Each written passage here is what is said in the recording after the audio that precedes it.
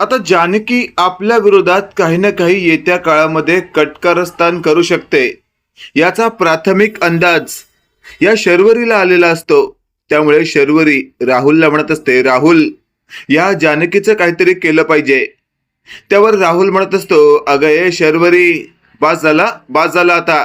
आणखी कोणत्याही खुनाच्या कटामध्ये तू सामील व्हायचं नाहीये. हे वाक्य ऐकल्यावर शर्वरी म्हणत असते, म्हणजे राहुल म्हणायचं काय तुला? त्यावर राहुल म्हणत असतो, अगं आधीच तू विक्रांतचा खून केलास, त्यानंतर नानांचा खून केलास, आता काय जानकीचा खून करणार आहेस का? त्यावर शर्वरी म्हणत असते, राहुल तो जरी करायला लागला तरी करेन, पण माझं एक चुकलं. या जानकीला खूप आधीच संपवायला हवं होतं. हे वाक्य ऐकल्यावर राहुल म्हणत असतो, अगं ए शर्वरी, आता तर मला तुझी भीती वाटायला लागली आहे. अगं असं कसं बोलू शकतेस तू? खून करणं तुला साधी सोपी गोष्ट वाटते का? त्यावर शर्वरी म्हणत असते, राहुल हे काय बोलतोयस तू? त्यावर राहुल म्हणत असतो, हो मी अगदीच चुकीचं बोलत नाहीये. बघ तूच विचार कर, ज्याप्रमाणे आतापर्यंत तू वागत आली आहेस ना, ते पाहता यापुढे मला तुझ्याबरोबर राहण्याची भीती वाटते.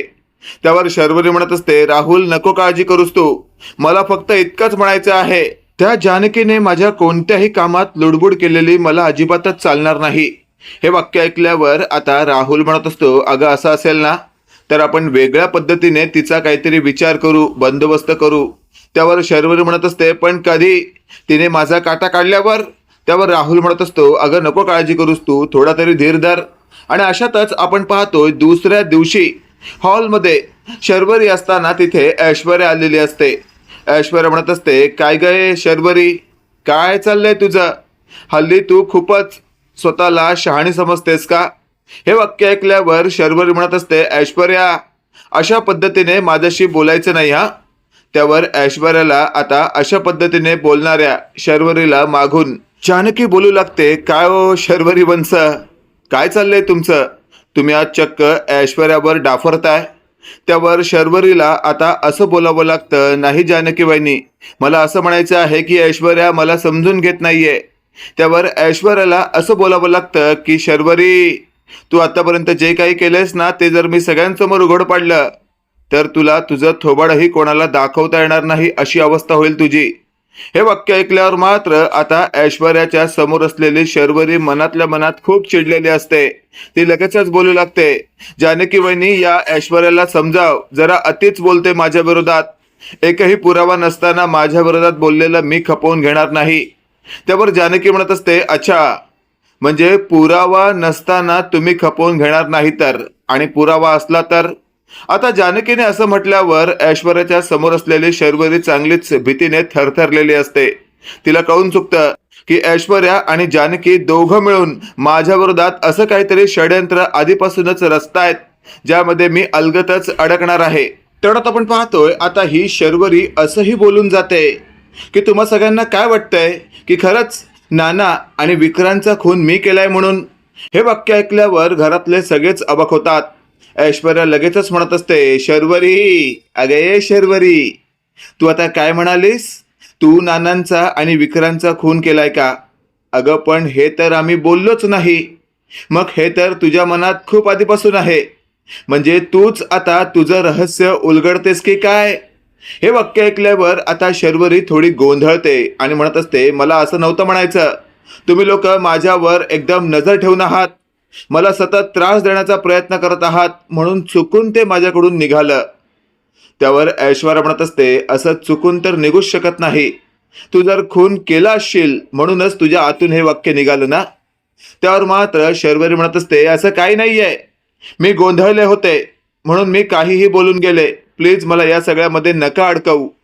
त्यावर जानकी म्हणत असते, अगं ए ऐश्वर्या, शर्वरी वंशांना आपण यात अडकवते असं सगळ्यांना वाटत असेल, पण ते खरं करून दाखवूया का? हे वाक्य ऐकल्यावर आता सुमित्रा म्हणत असते, म्हणजे जानकी काय म्हणायचे काय तुला?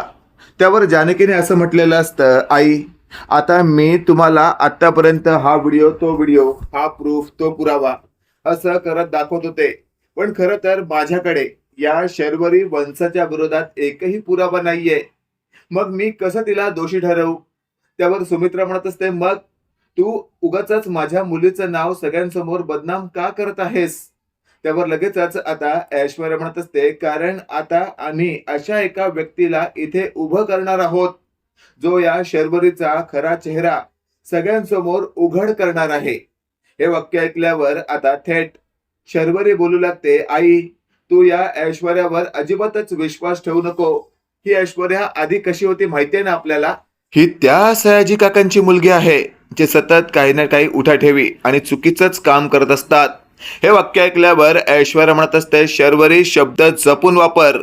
माझ्या वडिलांबद्दल बोलताना जर काही चुकीचं बोललीस तर इथल्या इथे इकडचं थोबाड तिकडे करून ठेवीन. आता हे वाक्य ऐकल्यावर शर्वरी म्हणत असते, अरे वा, म्हणजे मी बोललं तर तुला टोचतं आणि तू बोलतेस तर मी ऐकून घ्यायचं का. त्यावर शर्वरीला ऐश्वर्या म्हणत असते, हो, कारण मी माझ्या वडिलांचा कधीही आदर केला, तुझ्यासारखा खून नाही केला. हे वाक्य ऐकल्यावर शर्वरी म्हणत असते, बघ आई, पुन्हा ही ऐश्वर्या माझ्यावर नको तो आरोप करते. विचार ना, आहे का हिच्याकडे कोणता पुरावा. त्यावर सुमित्रा म्हणत असते, ऐश्वर्या आता काय म्हणालीस तू 2 मिनिटापूर्वी की तुझ्याकडे असा कोणतरी व्यक्ती आहे जो या शर्वरीचा खरा चेहरा सगळ्यांसमोर उघड करणार आहे. त्यावर मात्र आता ऐश्वर्या म्हणत असते, हो आहे, पण त्या व्यक्तीला मी सगळ्यांसमोर आणू शकत नाही. हे वाक्य ऐकल्यावर आता शर्वरी लगेचच तिथे डान्स करू लागते. ती म्हणत असते, पाहिलंच नाही ही ऐश्वर्या किती फालतू आहे. आता 2 मिनिटापूर्वी काय म्हणाली आणि आता काय म्हणते. त्यावर लगेचच आता ऐश्वर्या म्हणत असते, शर्वरी शब्द जपून वापर नाहीतर थोबडवीन तुला. तेवढ्यात सुमित्रा म्हणत असते, ऐश्वर्या माझ्याच घरात माझ्या मुलीवर हात उचलण्याचा प्रयत्नही करू नकोस. आणि अशातच आता जानकीने ऐश्वर्याला शांत केलेलं असतं. जानकी म्हणत असते, ऐश्वर्या अगं शांत हो, नको एवढा विचार करू. हे वाक्य ऐकल्यावर आता ऐश्वर्या म्हणत असते, जानकी आता ती वेळ आली आहे, घरात आपण तो धमाका केलाच पाहिजे जो आतापर्यंत आपण केलेलाच नाहीये. त्यावर जानकी म्हणत असते, नाही ऐश्वर्या, अशाने संपूर्ण आपलं रणदिवे कुटुंब उद्ध्वस्त होऊन जाईल. हे वाक्य ऐकल्यावर ऋषिकेश म्हणत असतो, जानकी हे काय वाक्य बोलतेस तू, संपूर्ण रणदिवे कुटुंब उद्ध्वस्त होऊन जाईल. अगं मला नाही वाटत असं काय होईल, बोल तू काय बोलायचंय तुला. तेवढ्यात सुमित्राला आता शर्वरी म्हणत असते, आई मी तुला 100% सांगते, जानकी वहिनी आणि ऐश्वर्या दोघी एकमेकांना मिळालेल्या आहेत आणि त्या दोघींना बहुतेक माझ्या विरोधात खूप आधीपासून कारवाई करायची होती, पण त्यांना कोणताच असा हे काही सापडत नव्हता. शेवटी त्यांनी आता मला या सगळ्यामध्ये अडकवण्याचा प्रॉपरली प्रयत्न केला आहे, पण त्यांचा हा प्रयत्न कधीच सफल होणार नाही. आणि अशातच आपण पाहतोय आता जानकी म्हणत असते, ऋषिकेश जरा बघा, तुमच्या तिजोरीमध्ये काही पैसे ठेवले होते ते आहेत का. हे वाक्य ऐकल्यावर ऋषिकेश म्हणत असतो, आता त्या पैशांशी इथे काय संबंध आहे. त्यावर जानकी म्हणत असते, प्लीज बघा ना. ऋषिकेश बघतो तर तिजोरीमधले काही पैशांचे बंडल गायब असतात. ऋषिकेशला आता धक्का बसतो. जानकी म्हणत असते, आलं का तुमच्या लक्षात ऋषिकेश, घरातला तुमच्या तिजोरीतला पैसा गायब होतोय याचा अर्थ घरातलाच चोर आहे ना. त्यावर ऋषिकेश म्हणत असतो, जानकी या तिजोरीची एक चावी माझ्याकडे असते आणि एक चावी तुझ्याकडे असते, मग तरीही या तिजोरीतून पैसा कोण काढू शकतं. त्यावर शर्वरी म्हणत असते, दादा शक तर मला जानकी बहिणीवर आहे. हे वाक्य ऐकल्यावर आता ऐश्वर्या म्हणत असते, अगं दीड दमडीची शर्वरी, एक गोष्ट लक्षात घे, जर जानकी बहिणीने पैसे चोरले असते तर जानकी बहिणी हा विषय का काढेल. आणि अशातच आता ऋषिकेश म्हणत असतो, अगदी बरोबर आहे, काय वाटतं जानकी, कुणी काढले असतील पैसे. त्यावर ऐश्वर्या लगेचच म्हणत असते, मला तर या शर्वरीवर डाऊट आहे. आता हे वाक्य ऐकल्यावर सुमित्रा म्हणत असते, ऐश्वर्या मगाशीच म्हणाले तुला माझ्या मुलीच्या विरोधात एकही शब्द बोलू नको, पण तरीही जर तू असं बोलणार असेल तर मला आता खूप कठोर सासू व्हावं लागेल. तेवढ्यात जानकी म्हणत असते, आई थांबा, नका चिडू, मी आता सगळ्यांसमोर हिचा पर्दाफाश करणार आहे जिने हे सगळं कृत्य केलंय. त्यावर ऐश्वर्या म्हणत असते, जानकी जास्त वेळ लावू नको, उत्सुकता शिलेया ताणू नको. आणि अशातच आता नेमकं त्या तिजोरीजवळ कोण गेलं होतं हे सगळं आता त्या व्हिडिओमध्ये आधीच जानकीने रेकॉर्ड केलेलं असतं आणि ते सगळ्यांसमोर प्ले करण्याची आता एक धमकी तिने शर्वरीला दिलेली असते. शर्वरी म्हणत असते, मला का धमकी देतेस, काय आहे तुझ्याकडे त्या व्हिडिओमध्ये जेणेकरून तू मला इतकं घाबरवतेस. त्यावर शर्वरीला आता जानकी म्हणत असते, आधी विचार कर, नाहीतर मी तो व्हिडिओ प्ले केला म्हणून तू उद्या स्वतःला काहीतरी करून घेशील, स्वतःला खूप त्रास होईल तुला. त्यावर ऐश्वर्या म्हणत असते, जानकी आता वेळ दौडू नको, तो व्हिडिओ प्ले कर. जानकीने तो व्हिडिओ प्ले केलेला असतो. तर त्या व्हिडिओमध्ये सबशेल क्लिअर दिसत असतं. शर्वरी राहुलला म्हणत असते, राहुल आपल्याकडे सध्या तरी असलेला पैसा आपण वापरायचा नाहीये, पण ऋषिकेश दादाच्या तिजोरीमध्ये खूप पैसा आहे. तो पैसा जर आपण काढला तर येत्या काळामध्ये आपल्याला काही महिने तरी अजिबातच काही करायची गरज नाहीये. हे ऐकल्यावर मात्र आता थेट ऋषिकेश म्हणत असतो, म्हणजे शर्वरी या सगळ्या प्रकरणामध्ये तुझा हात आहे तर? त्यावर शर्वरी म्हणत असते, दादा अरे माझा हात नाहीये. ही जानकी आणि ऐश्वर्या प्रत्येक वेळी माझ्या विरोधातच काही ना काही पुरावा शोधत असतात. खरं तर हा व्हिडिओ देखील खरा वाटत नाहीये. बघ ना तू, या व्हिडिओमध्ये असणारी शर्वरी जरा वेगळी वाटत नाहीये का? त्यावर जानकी म्हणत असते, हो ना, वाटतेच वेगळी. तुझ्यामध्ये आणि या शर्वरीमध्ये खूप फरक आहे. पण शर्वरी, तूच हा मेकअप जरा वेगळ्या पद्धतीने करून तुझ्या दादाची तिजोरी लुटली आहेस. पण तुला काय वाटलं मी अजिबातच तुला ओळखू शकणार नाही का? अगं हा तर मी व्हिडिओ अगदी शेवटपर्यंत बनवलाय. बघ, तू त्या रूम मधून पैसे चोरून तुझ्या रूम मध्ये गेलीस आणि तिथे संपूर्ण मेकअप काढतानाही तूच दिसत आहेस. आणि मेकअप काढल्यानंतरची ओरिजिनल शर्वरी सुद्धा यात रेकॉर्ड झाली आहे. हे सगळं ऐकल्यावर मात्र आता एकच धक्का समोर असलेल्या ऋषिकेश आणि सुमित्राला बसलेला असतो. तेवढ्यात ऋषिकेश म्हणत असतो, आई आता काय करायचं या शर्वरीचं? त्यावर सुमित्रा म्हणत असते, ऋषिकेश मला तर खूप मोठा धक्का बसलाय. मलाच कळत नाहीये काय आहे हे सगळं. आणि अशातच आता मागचा पुढचा विचार न करता सुमित्रा म्हणत असते, ऋषिकेश तुला काय करायचं ते कर. आता मी अजिबातच मागे हटणार नाही. हे वाक्य ऐकल्यावर मात्र आता सुमित्राला ऋषिकेश म्हणत असतो, नाही आई, ही माझी बहीण असली म्हणून काय झालं, पण तिला शिक्षा झालीच पाहिजे. आणि त्यासोबत आता ऐश्वर्या म्हणत असते, ऋषिकेश दादा आणि सुमित्रा आई, एक गोष्ट लक्षात घ्या, आता या ऋषिकेशच्या तिजोरीतून पैसे चोरणाऱ्या शर्वरीचा व्हिडिओ तर जानकीने काढलाय, पण या शर्वरीचा आणखी एक चेहरा आणि तोही काळा चेहरा आता सगळ्यांसमोर मी उघड करणार आहे.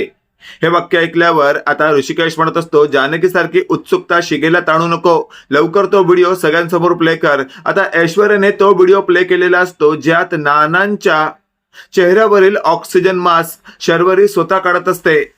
आता हे हॉस्पिटलमधील सीसीटीव्ही फुटेज स्वतः ऐश्वर्याने मिळवलेलं असतं. आणि त्यानंतर ऋषिकेश चांगलाच चिडलेला असतो. त्याने लाथेने एका फटक्यात शर्वरीला आडवं पाडलेलं असतं. हे सगळं आता तिथे घडताच सुमित्राही आता शर्वरीवर धावून जाते आणि म्हणत असते, अशी कशी तू मुलगी जन्माला आलीस? तुझी हिंमतच कशी झाली माझ्या नवऱ्याला अशा प्रकारे मारण्याची? अगं स्वतःच्या बापाला मारताना 10 वेळा विचार तरी करायचा. त्यावर शर्वरी म्हणत असते, आई या सगळ्यामध्ये तुम्ही मला मारताय, पण या सगळ्यामध्ये मला नानांनी खूप त्रास दिला होता. हे वाक्य ऐकल्यावर ऋषिकेश आणखीन 2 खानाखाली शर्वरीच्या देतो आणि म्हणत असतो, खरंच तू बहीण म्हणायच्या लायकीची नाहीयेस, मुलगी तर अजिबातच नाही. तेवढ्यात आपण पाहतोय आता शर्वरीला हाताला धरून तिच्या थोबाडाला काळं फासलेलं असतं आणि घरातल्या सगळ्या चपलांचा हार करून तिच्या गळ्यात घातलेला असतो आणि तिला फरफट्यात घराबाहेर ढकललेलं असतं. शर्वरी म्हणत असते, माफ करा मला, माफ करा. पण कोणीही तिला माफ करायला तयार नसतं. आता संपूर्ण रणदिवे कुटुंब शर्वरीला रस्त्याने फरफट्यात नेत असतं आणि रस्त्यावरील सगळे लोक हे पाहत असतं. शर्वरी आता दयेची भीक मागत असते, पण रणदिवे कुटुंब तिची अशी अवस्था करत असतं की लोकांना रणदिवे कुटुंब दाखवून देत असतं की या शर्वरीने नेमकी काय चूक केली आहे आणि कोणत्या चुकीमुळे तिला अशा प्रकारची शिक्षा भोगावी लागत आहे. शर्वरी म्हणत असते, मी चुकले, मला माफ करा. तेवढ्यात ऐश्वर्या म्हणत असते, अगं तू चुकली नाही आहेस तर तू गुन्हा केला आहेस आणि येणारे जाणारे रस्त्यावरील प्रत्येक लोक पाहत असतात. आता शर्वरीला ज्या प्रकारे रणदिवे कुटुंबाने फरफट्यात खेचत पोलीस स्टेशनमध्ये आणून टाकलेलं असतं तो सीन अगदी पाहण्यासारखा असतो आणि त्यानंतर तिथे सुरू असलेला गोंधळ खूपच बघण्यासारखा असतो. जानकी म्हणत असते, सुमित्रा आई, मला तुम्ही आत्तापर्यंत भरपूर काही बोललात, पण आज तुम्हाला तुमच्याच मुलीने तुमचा खरा चेहरा दाखवला आहे. हे सगळं ऐकल्यावर ऋषिकेश म्हणत असतो, जानकी जरा गोंधळलीस का तू? काय बोलतेस तू? तुला तरी कळतंय का?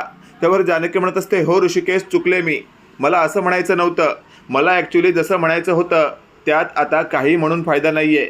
आणि अशातच आता इकडे असलेल्या राहुलला कळून चुकलेलं असतं की शर्वरीची साथ दिल्यामुळे आता पोलीस आपल्यालाही धरणार आहेत आणि पोलिसांनी जर आपल्याला धरलं तर आपण कोणत्याही परिस्थितीत पोलिसांच्या तावडीतून सुटू शकत नाही आणि त्यामुळे आपल्याला आता पळावं लागणार आहे. सौमित्रा इथे असते पण राहुल पळत आहे हे जेव्हा सौमित्राला कळतं, सौमित्र लगेचच राहुलच्या पायामध्ये दोरखंड बांधतो आणि एका फळ्याला बांधून ठेवतो जेणेकरून राहुल पळू शकत नसतो. राहुल पळता पळता पडतो आणि म्हणत असतो, अरे हे कोणी बांधलं? तेवढ्यात सौमित्र मागून म्हणत असतो, तुला काय वाटलं? तुला मी आसानीशे पळून देईन का? अरे अशा पद्धतीने जर तू पळणार असशील तर मी महामूर्ख ठरेन ना तुझ्यासारख्या एका व्यक्तीला इथे उभं करून ठेवायला. आणि अशातच आता मागचा पुढचा विचार न करता अगदी बरोबर आहे तुझं असं म्हणत आता शर्वरीला सगळ्यांसमोर जानकीने आणलेलं असतं आणि तिचा खरा चेहरा सगळ्यांसमोर येताच पोलिसांनी देखील शर्वरीला आता तुरुंगात टाकलेलं असतं आणि तिच्या विरोधात खूप मोठी कारवाई करण्यात आलेली असते. मित्रांनो, इथे तर आता येत्या काळामध्ये आपल्याला असं पाहायला मिळणार आहे जे पाहिल्यानंतर आपल्याला असं वाटेल की अरे हो, हे तर व्हायलाच पाहिजे होतं. बाकी मित्रांनो, तुम्हाला काय वाटतं येत्या काळामध्ये आपल्याला नेमकं काय पाहायला मिळू शकतं? कमेंट करून नक्की कळवा आणि असेच नवनवीन अपडेट पाहण्यासाठी व्हिडिओला लाईक आणि चॅनलला नक्की सबस्क्राईब करा. धन्यवाद.